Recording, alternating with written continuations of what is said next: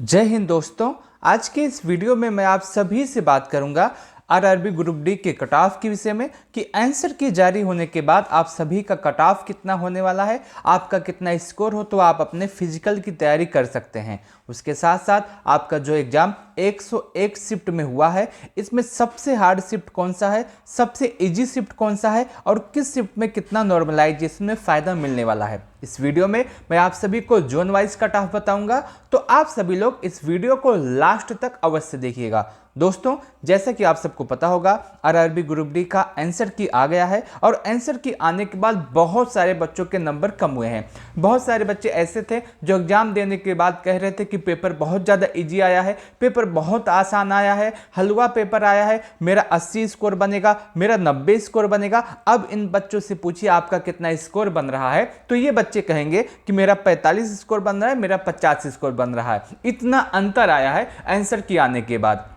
आप एक बात मान के चलिएगा कि आपका जो कट ऑफ है ये बहुत ज़्यादा हाई नहीं जाने वाला है, जैसे सभी बच्चे कह रहे थे एग्जाम के समय कि पेपर इजी आया है, पेपर हलवा आया है। आप एक बात अवश्य मान के चलिएगा कि आपका जो पेपर रहा है, इसमें जो जीके जीएस से सवाल पूछे गए थे उसमें सिर्फ और सिर्फ करंट अफेयर के सवाल थे, और करंट अफेयर की सवाल होने की वजह से बहुत सारे बच्चे ऐसे थे जो उस सेक्शन में अच्छे सवाल अटेम्प्ट नहीं कर पाए हैं। और क्योंकि आपके एग्जाम में 1/3 की नेगेटिव मार्किंग थी, तो आपको इस बात पर भी ध्यान देना होगा। तो आपका जो ओवरऑल स्कोर आ रहा है, इस समय बच्चों का एवरेज स्कोर बहुत ही ज़्यादा कम आ रहा है। आप इस वीडियो को लास्ट तक देखिएगा, आपको पता चल जाएगा कि आपका एक्सपेक्टेड कट ऑफ कितना जा रहा है। सबसे पहले मैं रैंक मित्रा का एक डाटा एनालिसिस करने वाला हूँ, उसके बाद मैं आपको पर सीट कंपटीशन बताऊंगा कि किस जोन में कितना कंपटीशन है, कितने पदों पर वैकेंसी आई थी, और उसके बाद मैं आपको कट ऑफ बताऊंगा कि आपका जो कट ऑफ है वो कितना जा सकता है। सबसे पहले मैं बात करते हैं रैंक मित्रा के डाटा के विषय में। दोस्तों, यह रैंक मित्रा का डाटा है जिसमें अभी तक 30,561 बच्चों ने अपना डाटा दिया है, और इस डाटा के हिसाब से अभी तक जितने भी बच्चों का स्कोर बन रहा है उसमें 6 बच्चे ऐसे हैं जिनका स्कोर 90 या 90 से अधिक बन रहा है। उसके बाद 109 बच्चे ऐसे हैं जिनका स्कोर 85 या 85 से अधिक बन रहा है। 996 बच्चे ऐसे हैं जिनका स्कोर 80 या 80 से अधिक बन रहा है। 3,564 बच्चे ऐसे हैं जिनका स्कोर 75 या 75 से अधिक बन रहा है। 7,912 बच्चे ऐसे हैं जिनका स्कोर 70 या 70 से अधिक बन रहा है। 12,887 बच्चे ऐसे हैं जिनका स्कोर 65 या 65 से अधिक बन रहा है। 17,597 बच्चे ऐसे हैं जिनका स्कोर 60 या 60 से अधिक बन रहा है। वहीं 21,475 बच्चे ऐसे हैं जिनका स्कोर 55 या 55 से अधिक बन रहा है। यह आपका रैंक मित्रा का डाटा है, और अभी तक इसमें सिर्फ और सिर्फ 30,561 बच्चों ने डाटा दिया है। अब जैसे ये डाटा बढ़ता जाएगा, आपका ये स्कोर भी बढ़ता जाएगा। हम बात करते हैं अब नॉर्मलाइजेशन के विषय में, और नॉर्मलाइजेशन के विषय में बात करने से पहले हमको ये जानना पड़ेगा कि आपका हार्ड शिफ्ट कौन सा है और इजी शिफ्ट कौन सा है, तभी हमको पता चल पाएगा कि किस शिफ्ट में कितना नॉर्मलाइजेशन में फायदा मिलेगा। सबसे पहले हम देखते हैं कि आपका जो एग्जाम हुआ है 101 शिफ्ट में, इसमें सबसे ज्यादा हार्ड शिफ्ट कौन सी मानी जा रही है रैंक मित्रा के अनुसार। आप यहाँ पे देख पा रहे होंगे 19/12/2025 में जो मॉर्निंग का शिफ्ट था, ये अभी तक के डाटा के अनुसार सबसे हार्ड मानी जा रही है, और इसमें बच्चों का एवरेज स्कोर 51.45 बन रहा है। सेकंड नंबर पे आपका 27/11/2025 का दोपहर का शिफ्ट है, जिसमें बच्चों का एवरेज स्कोर 53 है। इसके बाद आपका 27/11/2025 का मॉर्निंग का शिफ्ट है, जिसमें बच्चों का एवरेज स्कोर 54 बन रहा है। वहीं इसके बाद आपका चौथे नंबर पे 4 फरवरी का मॉर्निंग का शिफ्ट है, जिसमें बच्चों का एवरेज स्कोर 55 बन रहा है। और पांचवें नंबर पे आपका 28/11/2025 का दोपहर का शिफ्ट है, जिसमें बच्चों का एवरेज स्कोर 55 बन रहा है। और छठे नंबर पे आपका 4/12/2025 का इवनिंग का शिफ्ट है, जिसमें बच्चों का एवरेज स्कोर 55 बन रहा है। आप यहाँ पे देख पा रहे होंगे ये जो 6 शिफ्ट है, ये अभी तक के डाटा के अनुसार सबसे हार्ड शिफ्ट मानी जा रही है। और यदि आपका एग्जाम इन शिफ्ट में रहा है, तो आप ये बात मान के चलिएगा कि आपको नॉर्मलाइजेशन में अच्छा खासा फायदा मिलने वाला है। अगर आपका स्कोर कम है तब भी आपका सिलेक्शन हो सकता है, क्योंकि आपको नॉर्मलाइजेशन में अच्छे नंबर मिलेंगे। और आपको एक बात यह भी ध्यान रखना होगा, जो रेलवे का नॉर्मलाइजेशन होता है, इसमें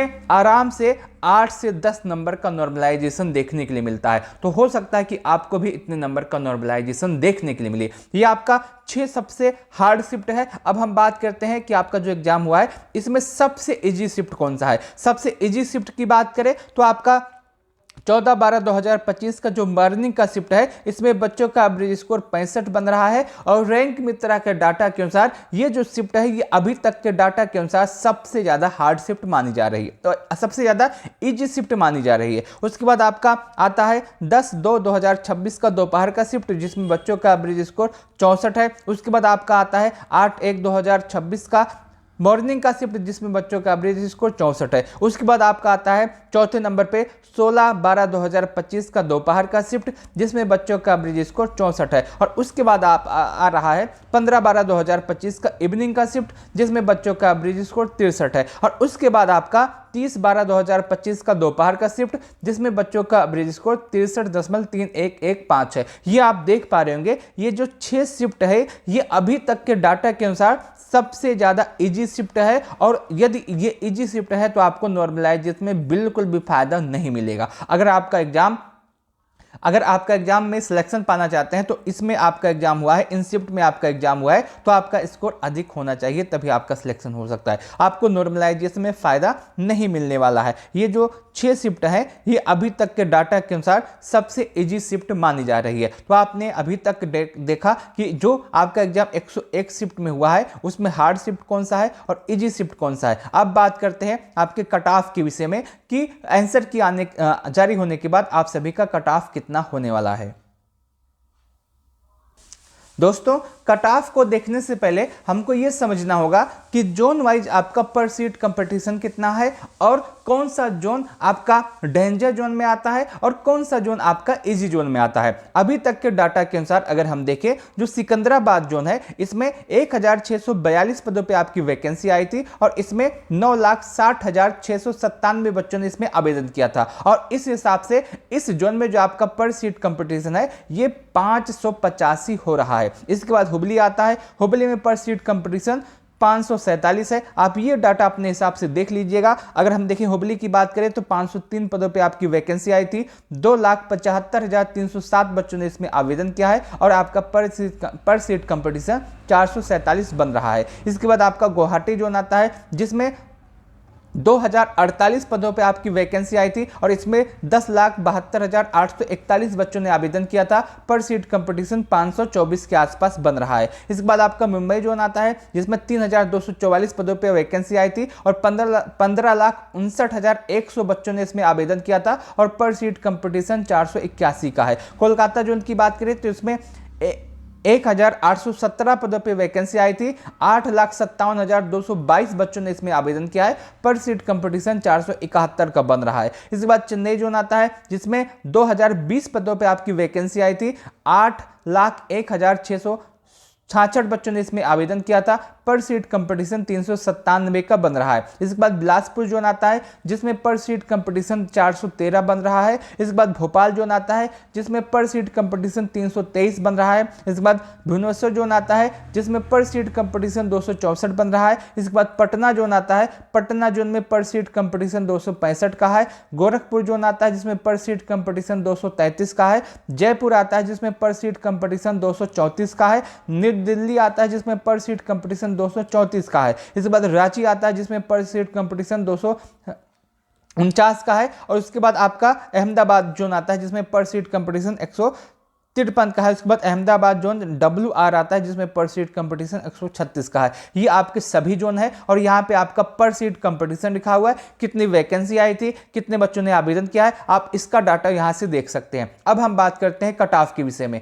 कट ऑफ जो आपका होगा ये आपका, सबसे पहले हम बात करते हैं डेंजर जोन के विषय में कि जो आपका जोन डेंजर है उसमें आपका कट ऑफ कितना जा सकता है, जिसमें आपका सिकंदराबाद, गुवाहाटी, मुंबई, कोलकाता और चेन्नई आता है। यदि आपका जोन सिकंदराबाद, गुवाहाटी, मुंबई, कोलकाता और चेन्नई है और आपका स्कोर कितना बनेगा तो आपका सिलेक्शन हो सकता है। यदि आपका जोन ये है सिकंदराबाद, गुवाहाटी, मुंबई, कोलकाता, चेन्नई, तो आपका स्कोर यदि UR के लिए 68 के आसपास है और OBC के लिए 65 के आसपास, EWS के लिए 60 के आसपास, SC के लिए 55 के आसपास और एसटी के लिए 50 के आसपास, तो आपका सिलेक्शन होने वाला है। आपको बिल्कुल भी परेशान नहीं होना है। यदि आपका स्कोर आंसर की आने के बाद इसी के आसपास बन रहा है तो आप बिल्कुल सेफ है। एक बार मैं दोबारा बताना चाहता हूं, सिकंदराबाद, गुवाहाटी, मुंबई, कोलकाता और चेन्नई जोन का जो कट ऑफ है, यूआर के लिए 68, ओबीसी के लिए 65,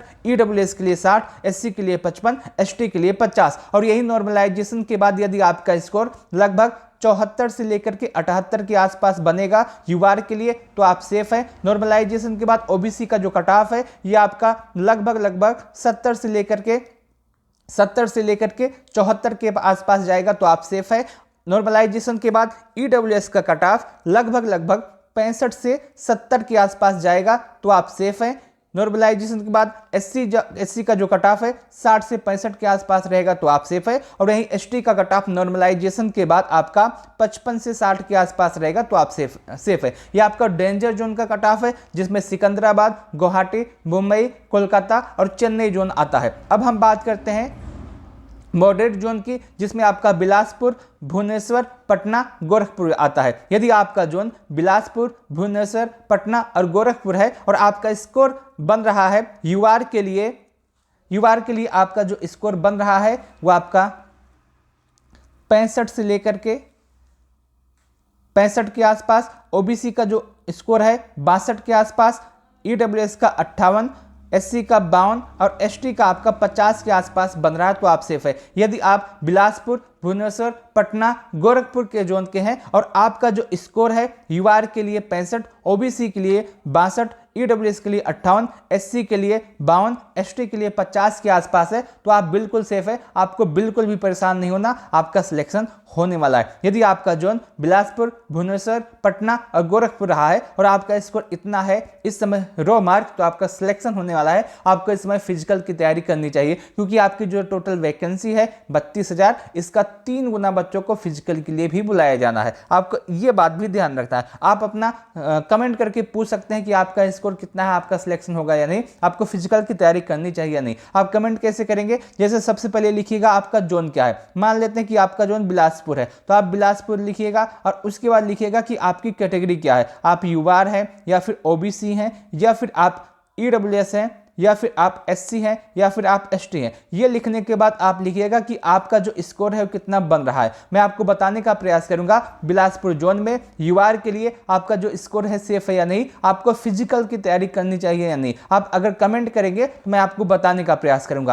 अब बात करते हैं इजी जोन के विषय में। यदि आपका जोन इजी है, जैसे आपका रांची जोन से आते हैं, न्यू दिल्ली जोन से आते हैं, अहमदाबाद जोन से आते हैं, हुबली जोन से आते हैं, तो आपका कितना स्कोर है तो आपका सिलेक्शन हो सकता है। यदि आपका जोन रांची, न्यू दिल्ली, अहमदाबाद, हुबली है और आपका स्कोर यूआर से लगभग 62 के आसपास है, तो आप सेफ है। ओबीसी से 58 के आसपास है, तो आप सेफ है। एससी से आपका स्कोर 54 के आसपास है, तो आप सेफ है। ईडब्ल्यूएस से आपका स्कोर 54 के आसपास है, तो आप सेफ है। एससी से आपका जो स्कोर है ये आपका 50 के आसपास है, तो आप सेफ है। एसटी से आपका स्कोर 48 के आसपास है, तो आप सेफ है। यदि आपका जोन रांची, न्यू दिल्ली, अहमदाबाद, हुबली है और आपका स्कोर इस समय रो मार्क इसी के आसपास है, तो आप बिल्कुल सेफ है। आपको फिजिकल की तैयारी करनी चाहिए। बाकी आप कमेंट के माध्यम से पूछ सकते हैं आपका स्कोर, मैं आपको बताने का प्रयास करूंगा आपको फिजिकल की तैयारी करनी चाहिए या नहीं। आप कमेंट कैसे करेंगे? जैसे आपका जोन है रांची, तो आप रांची लिखिएगा। रांची लिखने के बाद आप लिखिएगा कि आपकी कैटेगरी क्या है। आप यूआर हैं या फिर ओबीसी हैं या फिर आप ईडब्ल्यूएस हैं या आप एससी हैं या फिर आप एसटी हैं। आप ये लिखिएगा। उसके बाद लिखिएगा आपका स्कोर कितना है। मैं आपको बताने का प्रयास करूंगा रांची जोन में इस कैटेगरी में आपका जो स्कोर है सेफ है या नहीं, आपको फिजिकल की तैयारी करनी चाहिए या नहीं। मैंने आपको लगभग सभी जोन का कट ऑफ बताने का प्रयास किया है। बाकी आप कमेंट के माध्यम से पूछ सकते हैं। यदि आपको वीडियो अच्छा लगा है तो आप इस वीडियो को लाइक अवश्य कीजिएगा। अपने दोस्तों के साथ इस वीडियो को शेयर करना ना भूलें। इस वीडियो को लास्ट तक देखने के लिए आप सभी का बहुत बहुत धन्यवाद।